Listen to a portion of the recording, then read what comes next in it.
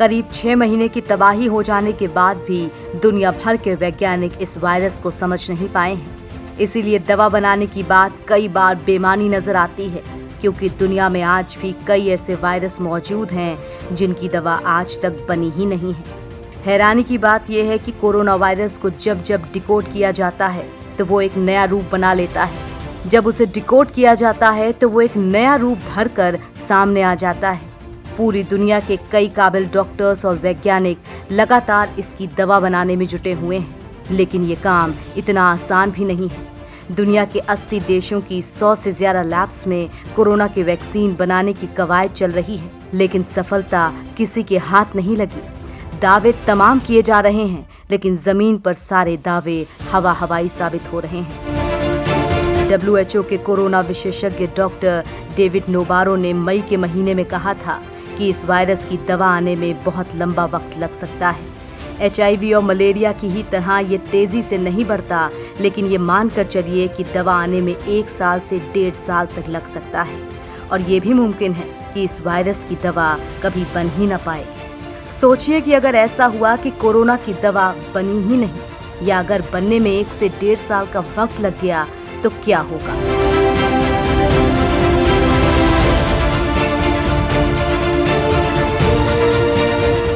करीब 6 महीने में कोरोना वायरस ने पूरी दुनिया में 1 करोड़ से ज्यादा लोगों को अपनी चपेट में ले रखा है, और करीब 5 लाख से ज्यादा लोग अपनी जान से हाथ धो चुके हैं। तो सोचिए कि अगर 1 साल तक और वैक्सीन नहीं बनी तो क्या होगा।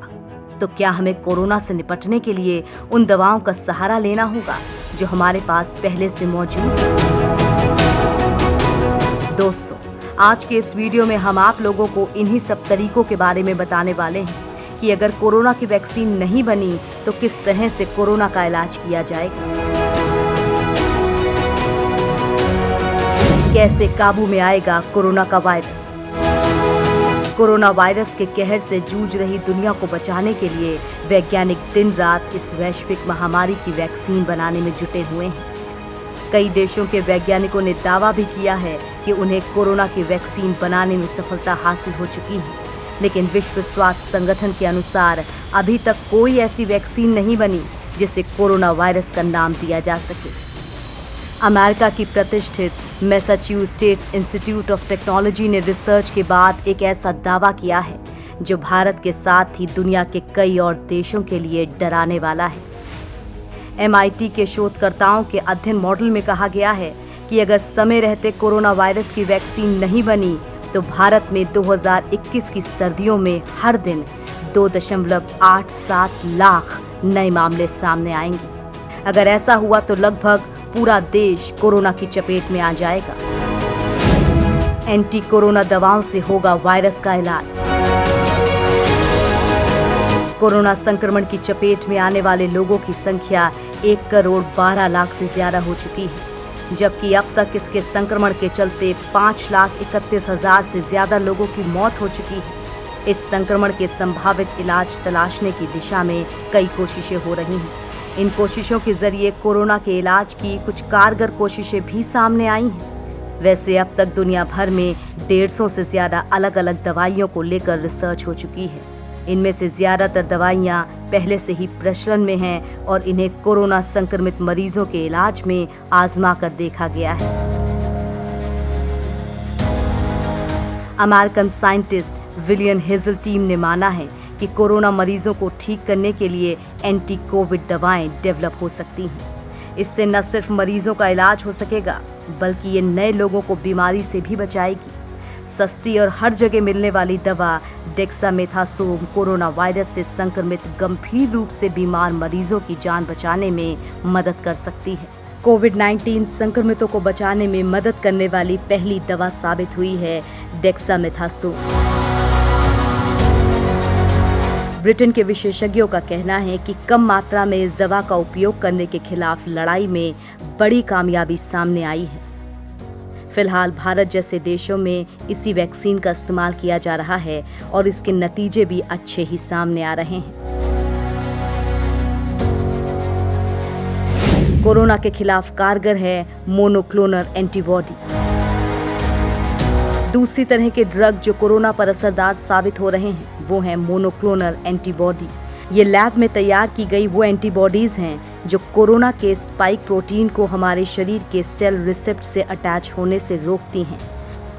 मोनोक्लोनल एंटीबॉडी एक तरह का प्रोटीन होता है जिसे लैब में बनाया जाता है। ये मरीज के शरीर में मौजूद दुश्मन कोशिका से जाकर चिपक जाता है।